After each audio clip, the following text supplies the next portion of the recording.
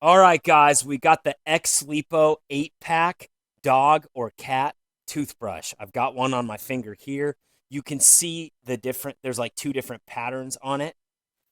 This is one of them packaged in a case, so they come in a nice plastic protective case. He's sniffing around because he's wondering what's going on. He always knows when he's on the couch with me when the camera's on, something's about to happen. So that's one of them in the package. They also give you some gloves if you need them, kind of for your hand there. And basically, you just want to kind of, it's going to be difficult. Your dog's not going to be happy, but you just want to do what you can to just kind of like scrub their teeth, and it's not going to hurt them. Use treats too. Yeah. So like what we'll do now is we get a little bit done. Here.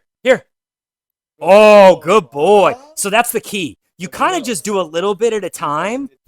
You do a little bit at a time. And over time, if you just do this, like maybe like once every other day or something, just a little bit. Yeah, yeah. You being a good boy? You being a good boy? Come here. Come here. Come here.